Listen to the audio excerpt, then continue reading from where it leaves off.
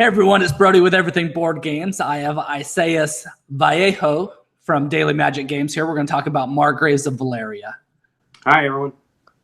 Let's begin with a little overview. Tell us a little bit about the game first and let us know what it's about. Sure, yeah. Margraves of Valeria, you're essentially playing what's a Margrave. It's like a field lord or a field marshal. And in the old times, they were in charge of patrolling the borders and stuff. So in this game, what you're doing is you have cards that you play. So on your turn, you just play one card. And you could do the actions of the upper left pennant, the power text, or you can play them face down to do one of the two actions on your player board, which is to recall all of your cards back into your hand, or to build a ward tower. So building a ward tower is one of the in conditions of the game. So you're trying to, it's kind of like territory control, but not really. So yeah, it's a heavier game than all the other Valeria games, but it still has a very simple, you're just going to play a card on your turn and try to do the best you can with that. Yeah. Yeah, awesome. So yeah, tell me, like you said, it is a heavier game than all the other Valeria games. How did that happen, or was that the design, or like, what's the story behind that? Craziness. So essentially, the whole game started with a dream I had of creating a worker placement Mancala game. So in this, you were kind of picking up some meeples and then you were dropping them. And as you were dropping them, you were doing some actions. And this was about 3 years ago. And I shared the idea with Rick Holzgraf, who was my co-designer on Villages of Valeria. And he was really intrigued. So he was on board to help me out with it. So we tried that for about 1.5 years.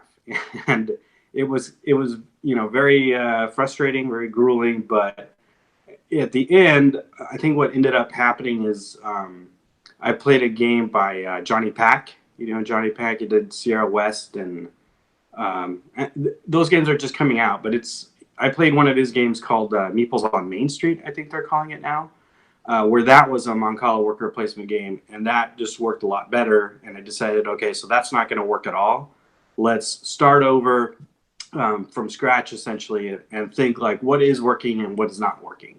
So as we continued to develop the game, we just started to add little things here and there, take away things, and it just really kind of grew. And it's been about a 3-year development of doing slight tweaks, checking it.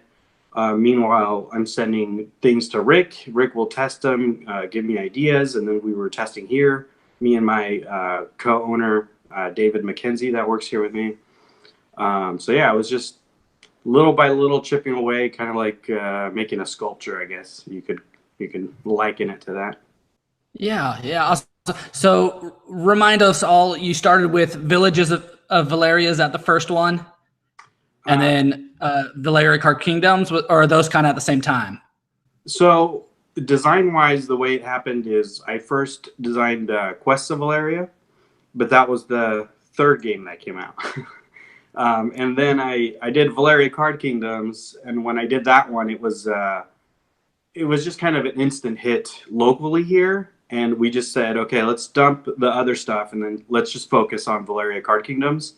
And that one was a pretty quick development cycle for us, and that's kind of what kind of spawned me to basically quit my day job and start doing this full time, because I had to wrap up print files. I didn't have enough time to essentially work my regular job and finish the files I had to do. So then we did Valeria Card Kingdoms, and then I just happened to meet Rick Holzgraf at a convention, and he showed me a prototype, and I was like, oh, okay, but that's not really what I'm looking for. And he said, okay, I have this little card game that's about building a city. And I was like, oh, that's cool. So he let me borrow it. I took it home, and I was like, this is kind of exactly what I was going to build next. Can we just co-design on it? And he said, sure. So he did a few things, and then I injected all the Valeria stuff into it, and then created that lead follow mechanism that is in other games and stuff. So that was the second game that came out. And then finally we finished all the art on Quests of Valeria, because I had a lot of art to it. And we did that kind of right after Villages of Valeria. And we've been doing expansions for Valeria Card Kingdoms this whole time. We just did Corsairs of Valeria on Kickstarter too. That was designed by Wouter von Stein. His original game was called The Wacky Pirates. And so he kind of sent it like, hey, I thought you might be interested in this because it has the same art as the Miko. And we took it and we saw again, like, oh, this is pretty interesting. Let's do a little bit more development on it. And we spent about a year doing development on it to try to kind of fine tune what that game is.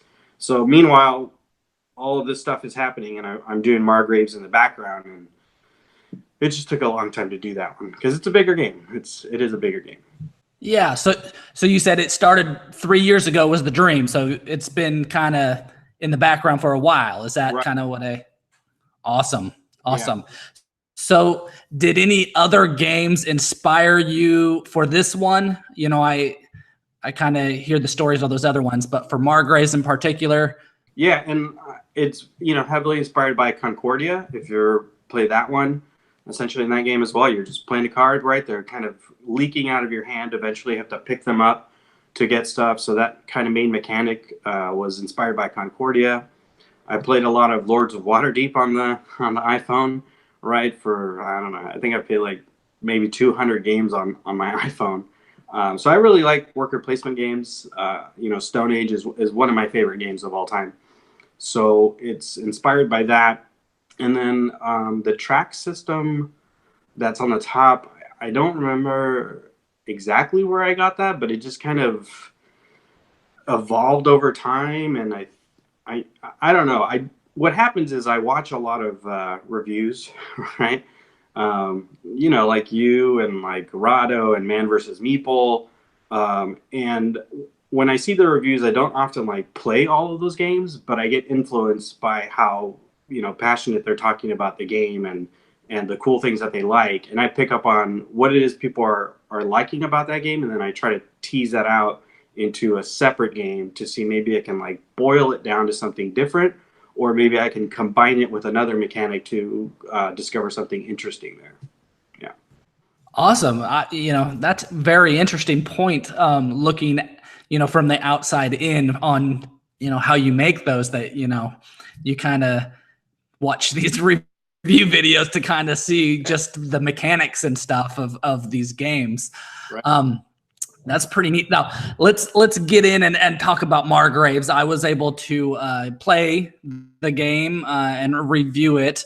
And you commented that Concordia and Lords of Waterdeep, and right when you said that, it triggered in my head why my wife loves it so much, because those are her favorite type of games. And when we played this, we had to send the prototype copy onto another reviewer, and she was very bummed and she wanted to play it again. And it makes sense why she liked it so much, because of those mechanics that those have. And she just loves, she actually likes the Valeria theme with it all, because we play a lot of Car Kingdoms as well. So it kind of brought a familiarity to her to a new game, which is, hard for her to start a new game. But yeah, and I think that's what we're always trying to do as a company, is kind of create games that are familiar, and like you kind of know what's happening already, so that they're easier to get into. So we kind of call them casual games, which is they're not quite like entry-level games, and they're not quite, hardcore 2-hour seasoned hobby gamer games. They're more in the middle. And our hope is that, something like Margraves of Valeria, that somebody that's new to the hobby can sit down and play it just as good as somebody who's been there for a while, and they can kind of discover different things within the game because they're at different levels in their kind of gaming education, I guess you would call it. Yeah. Awesome. All right, let's talk about the game. I'm going to go over some of the things I liked, and then I just, want you to share how that came about, maybe some other ideas, whatever you would like. So let's start. In the beginning of this game, you have starter cards, and every player has 4 of them. You pick one, you kind of draft what you're going to start with, and this gives you some resources or some extra bonuses that is different for every player. And I really like that, because you're not starting from scratch, but you're also not starting at the same place that everyone else is. Right. Yeah, and those are a direct ripoff, right, of Tzolk'in. They have their Start Wealth cards. And that was kind of the last thing that we developed because I always knew I wanted to do something like that. But throughout most of the development of the game, your starting resources were all static. Like everyone just started with the same stuff. And then once we got the base game done and like, okay, this is close enough that I think we can now start doing this weird asymmetric stuff. And then that's where we came up with the start cards. And they're all, essentially you can pick your strategy for the game by, leaning on a certain, uh, like I just want to go with a lot of gold because that's going to help me to buy the things that I need and give me more flexibility. Or I just know that I like to kill monsters, so I'm just going to get a bunch of strength, right? So it's really that kind of starting draft. Once you play the game one or two times, you start to realize, oh, okay, I like this aspect of the game, so I'm going to pick these kinds of cards. Or I want to try this different strategy to see if I can win this way. So yeah, I like those start cards as well. Yeah, believe it or not, that was the last thing we developed for that. Oh, okay. Well, it really adds a little touch to the game, and we really appreciated the beginning where it's, not everyone, because you start at the same spot on the board, but you're not necessarily going to go all to the same area because in a lot of games, everyone's that's new was, well, the first player did that. Well, I'm going to do that too, and then I'm going to do that as well, and everyone kind of follows in suit, and that helps it kind of change a little bit. Yeah. Another thing we liked was that there are really 4 actions that you can take. So it's really easy to decide what you're going to do on your turn. There was not a lot of AP, which was nice to play. And even within those 4 actions, 2 of them were not really used a lot, picking up your cards at the end or, right. Well, maybe hiring, but, you're either going to look at your cards that you have and you're going to use the pennant action, which is in the top left, and do those actions, or the text action. Yeah. Yeah, and the pennant action is also relatively new to the game. We took it to a convention, and the game used to be like you can pick up your Margrave and some knights and then move them, right? Kind of that Mancala style, like move them around. So that was one action you could take, or you could play a card. And so when we sat this in front of players, they were kind of, the first time you play a game, you're like, wait, what? I either do this thing or this thing. And it was very confusing for them. Like they were kind of frustrated that they couldn't do whatever they wanted at any time. And so we basically took the movement stuff out as an action and we just put it into the card. And there used to be 6 cards, 6 starter cards that you did. And that recall and the build power was a card. So that was the Herald and the Wardsmith that we had there. And we found out, like, yeah, you don't ever really use them that often, but they're super important. So it became this game of, like, once I use my Wardsmith, I basically have to cycle through all my cards in order to pick him up to be able to build again. So we realized, well, if people want to be able to do that whenever they want, maybe it's on your player board and you just play a card face down and then you can build, and you don't have to, it was very agonizing to know that your Wardsmith is at the bottom of your stack. You still have maybe 10 cards in your hand, and you're not going to get to build for a very long time. So by kind of collapsing all that down, we were able to really streamline the game a lot.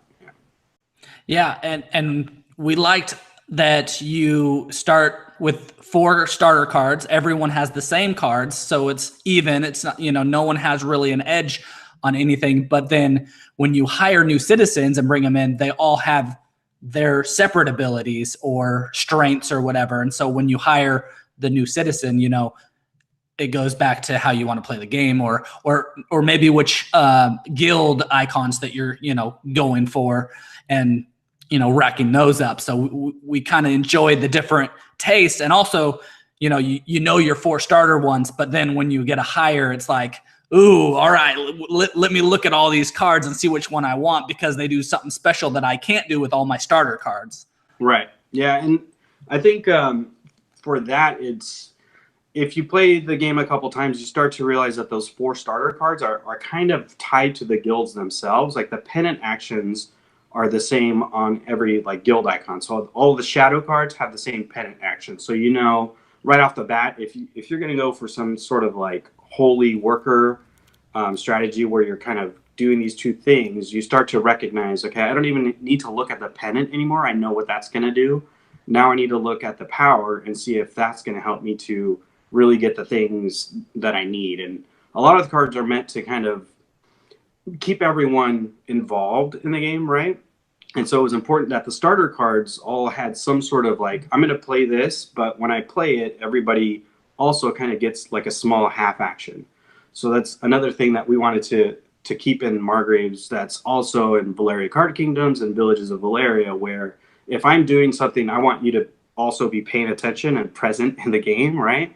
And the way to do that is like, you play a card, and as soon as you play it, because you have the same cards, you know, like, oh, okay, you play that, I'm going to get a gold or a strength or whatever. So I can start thinking about what I'm going to do at the end of his turn so that I can kind of, capitalize on whatever action he's doing. Yeah. Yeah, and the game is, like you said, you have some familiarity from the other games, and so magic. So the magic is a resource in this game that it can be seen in your other games. I don't know if the stone and the wood, is that in Villages? Yeah, the stone, Okay. the wood, and the food is in Villages. Actually, there's no food in this one. We took it out. So yeah, the stone and the wood. But what's the new one? The new one is a gem. So the gem was something that we started playing around with for Valeria Card Kingdoms, and it was just an idea of if you've played Space Base, right? Have you played Space Base? It's from AEG. It kind of has the same Valeria Card Kingdoms engine where you roll the dice and it activates your cards. So they have those kind of cube things, and when I played that game, I was like, well, that's a really cool and interesting thing that they're adding to that mechanic. Maybe I can try that with Valeria Card Kingdoms. And we started playing around with it, but it didn't really work out. But then when it came to this Margraves thing, we knew, okay, we're building these war towers. They need to be a little bit difficult to build. They can't just be throwing resources at something. So, I just thought back to this gem, like, okay, this gem is basically, it's like a stone of power, essentially, that zaps monsters from far away. And so that was kind of where the theme came from. It's like, okay, we are building these war towers within the country or the province of Valeria to create, I don't know, laser beams or something to defend against the monsters. So that's where that resource came from. Yeah, we like the gems, and even just the material of it, being a gem, it's nice to touch and everything. And also in the game, the resources are all limited.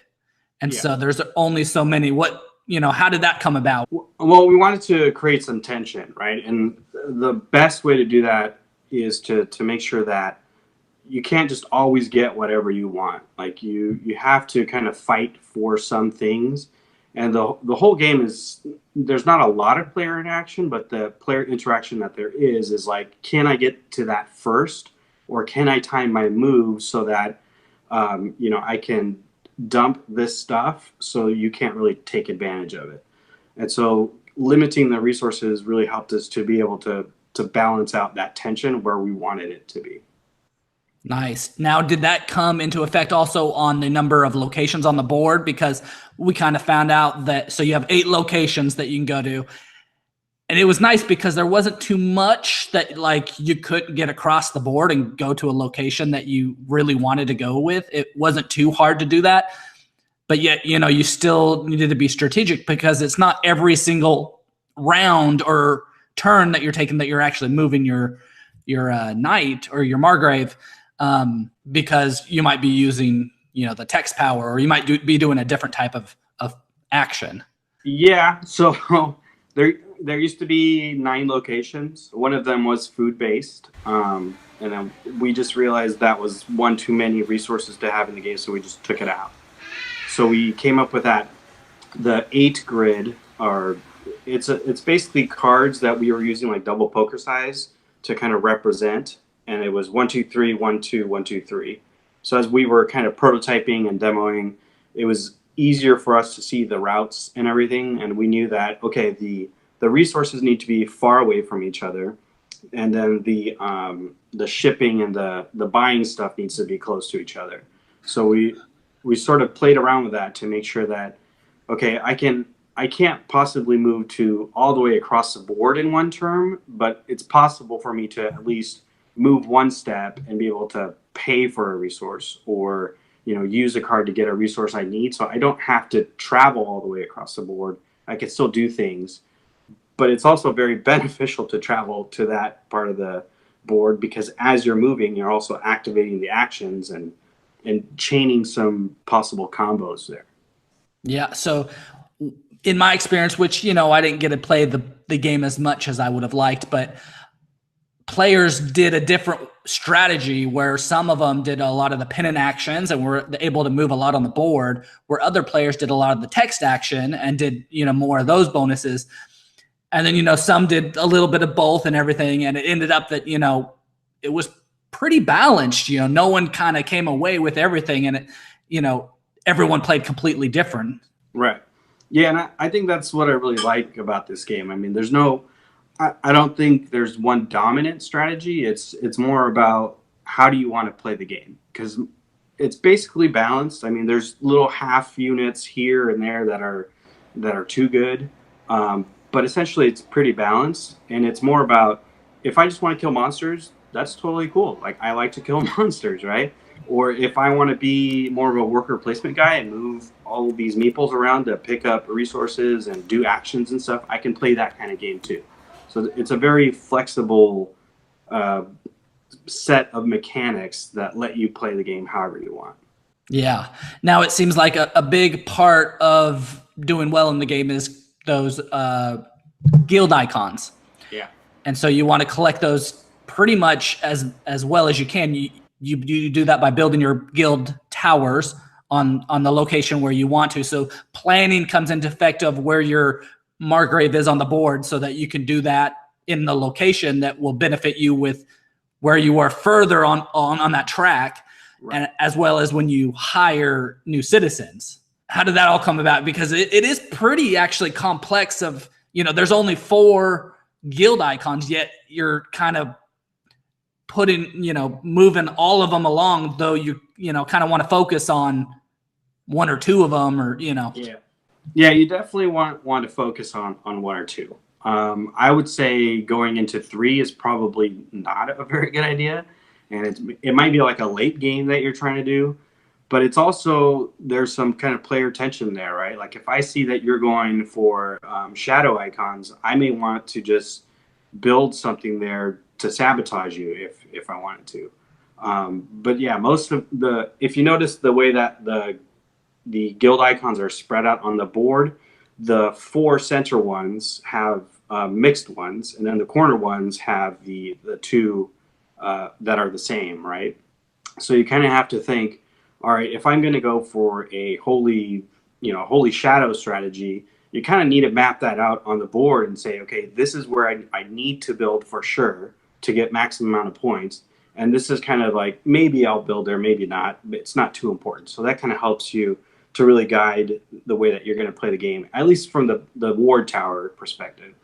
On the citizens, you just kind of, you have to pick them up when you can pick them up. And you have to use, there's privilege tiles, right? The privilege tiles give you bonuses. So if there's a privilege tile out there or a monster out there that's going to give you a free citizen, take it every single time. Like, it not only gives you another card, more actions to do in the game, but it's also giving you points. Yeah.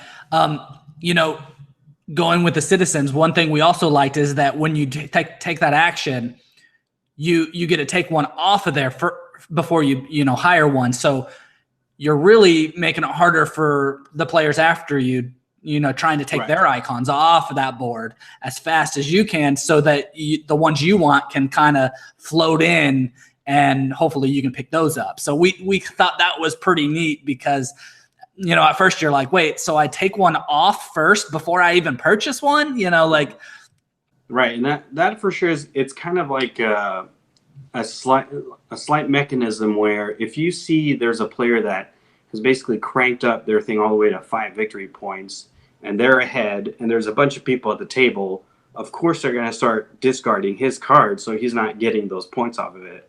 So it helps the table kind of balance itself out and gets a little kind of a catch-up mechanic there. Yeah. Yeah. Very good. Very, very well designed. Something we found while we were playing is it was nice that, you don't move your Margrave every single time. You just don't. Yeah. But it was nice that you could take advantage of those corner cities or whatever the province or whatever they're called by moving one of the knights there. That knight mech or whole thing is pretty nice because you're using them to take actions in all the other places where you maybe don't even want to move yourself into, and then you also are using them when you're fighting the monsters because they can bolster up your strength and you can use them for that, and also get the bonuses on the chart. What is that called again? The hero tombs. The hero tombs. That's right. Yeah, I think, and the knights is definitely from that original dream concept that I had, where okay, if I'm this main guy and I can order these guys around, what does that mean and what do they do for me? And from the beginning, that was like the funnest part. Is like I am this dude, but I can control any of these other gray meeples on the board, and because of that, it's you create situations where I could move something into a place that actually benefits you more than me actually using it. So that was a very interesting thing that we kept basically throughout the entire development of the game, is like these knights are shared, they're a shared resource. Not only can they activate the locations where you're going, but then you can send them into battle. And that also kind of dramatically changes the board, right? Because if I'm counting that those knights are going to be there on my turn, but then you just kind of move in and kill a monster and suddenly 5 of those knights are wiped out, then it just changes your entire like idea of your next turn or your strategy that you were trying to do. And the hero tombs, the little grid on the top really came from, okay, if we want to encourage this cycling of knights, this kind of the changing of the game state throughout the entire game, then let's give it some sort of bonus. And that's where that came from. It just I just randomly created a matrix, right? I printed it on a piece of paper and I'm like, okay, let's put the knights here when you kill them, and then you get this bonus gold. And then it grew into like, okay, now you're going to get extra resources. Okay, now maybe you can get an influence. So it just kind of morphed and changed. And we played with a lot of different configurations there, and we found like that the cross of the resources was very interesting, and then the cross with the gold was very interesting. So anytime you see something like that, you don't really want to just send out one, kill one knight. You want to kill at least 2 or 3 so that you can take advantage of filling up a row or a column to get that bonus, because that's kind of I think maybe a higher player, a more seasoned player is going to see that and be able to capitalize on it and feel really like a lot of gratification when they can, do some sort of like cross like that and get 4 resources, just for killing a goblin or something. It's, silly things like that can happen. Right. And then we felt like, once one player starts playing on it, it gets easier for, to add on to get those bonuses. So then now everyone wants to start doing that. Yeah. And then once it, fills up, then it resets again. Yeah. It's a temptation you get. Like, oh, wow. Like he just kind of opened that up for me to get that thing. And now I don't have to go across the board anymore. I just have to, kill some gnolls or something. Yeah. Nice. So in the game, you have your money. Money is very familiar. Same money design as villages. Is that right? There's gold in all of them. Yeah. All of them. Oh, okay. Gold. Yeah. It's just gold. Well, in all of them. So in the rules, it says put in the middle of the board.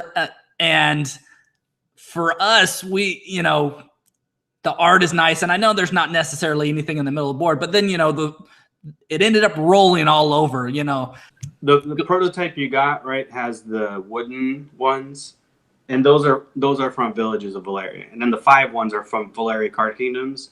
In the retail edition, it's going to be cardboard tokens because there's so many of them. And then we are going to have some metal coins available for the Kickstarter as a kind of upgrade if you want to get those. And honestly, the only reason we put them in the middle of the board is because when I was doing the setup, I didn't have room to put them to the side, right? But when we play, they're to the side. So it was just, okay, if I need to make this graphic in the rule book and I don't have room to put the gold over here, let's just say you put it in the middle because there's nothing there anyway. Um, so you can do it however you want. Yeah, I gotcha. always tell people when they're playing my game or something like, well, can I do that? I'm like, yeah, of course, do whatever you want. Like you can play by the rules if you want, but you can tweak them. I'm not God or anything. I'm just telling you how I prefer the game to be played. But if you want to tweak things, feel free to. Yeah, yeah, and I guess if it is gonna be cardboarded players, I don't know if they'll have enough, but if they have villages and card kingdoms, they could definitely use the money out of those to. Yes, you can. Yeah. Yeah, that would be nice. Little upgrade. One of the things that everything was very easy to understand. Very if you played games, we got it down. Once we got playing, we knew exactly what we were doing. There was one thing that kind of, was hard for some players, and that was, we kind of talked about this, but to pick up your cards, you need a card to discard to be able to pick up your cards. And so players would play all their cards and no one would be paying attention, and we'd go around until it come back to their turn and they'd be like, what do? I have no cards. Right. And we'd be like, well, you were supposed to do that last turn when you had no cards. Now what are we going to do? We can't reset the board because you do so much on your turn. There's a lot of changes from a turn to a turn. Yeah, and I think that's not even in the rule book right now, but other people have pointed that out. Other reviewers are like, well, what if you don't have cards? And we just need to put it on the rule book. Like if you just have one card left, you have to use that to do a recall action. And then I think David was also saying that if you don't have any cards, then you basically just pick up your cards and you skip your next turn. I feel like that's very punishing, just because you forgot to do something. But we might have to put something like that in there. I don't know. We're going to try a couple things here. But I think the easiest thing is we're just going to add it to the rules, and then we're going to add it to the reference card as well.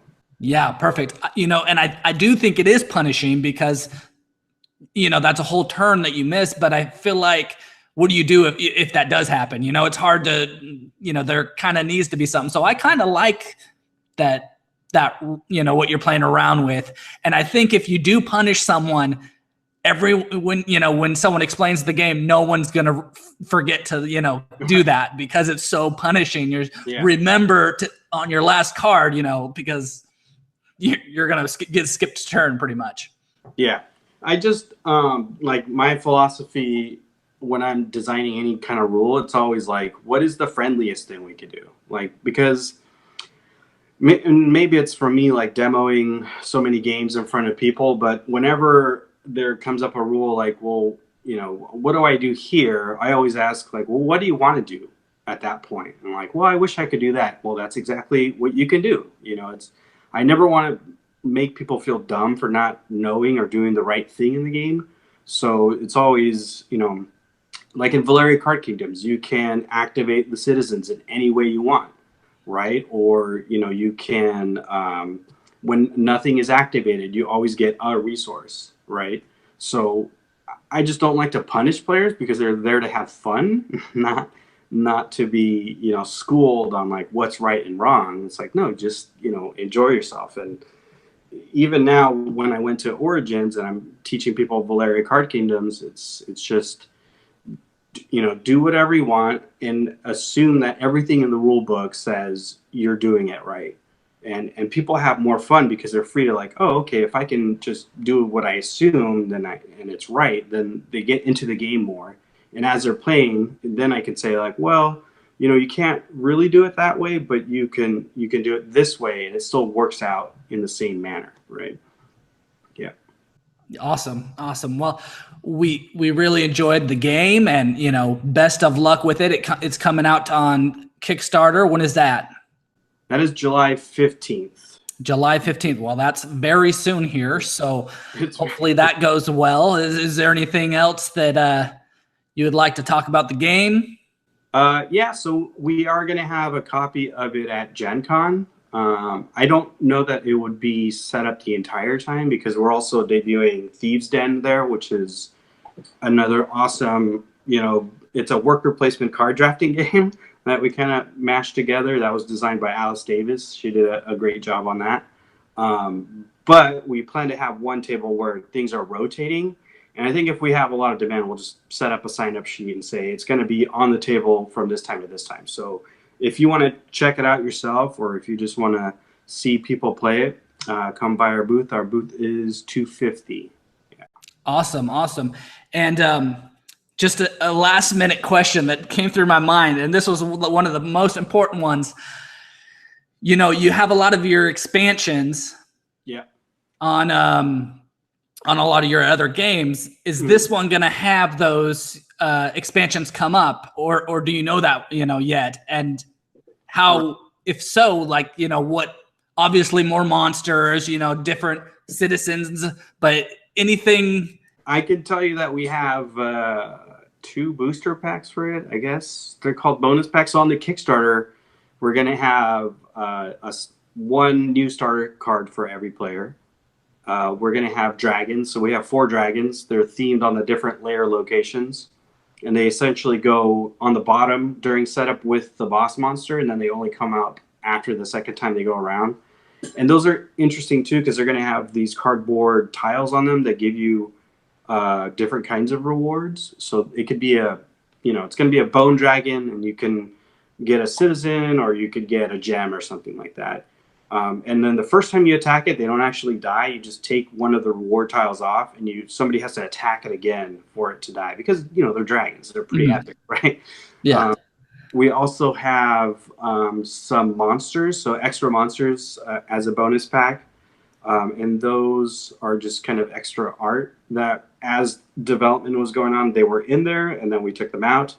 And now that I'm putting them back in, these monsters kind of do different type of things. Like, they let you discard a privileged tile, and then you take a privileged tile. So they do things that are kind of not so easy to grasp when you first play the game, but maybe something you want to layer in later on in the game.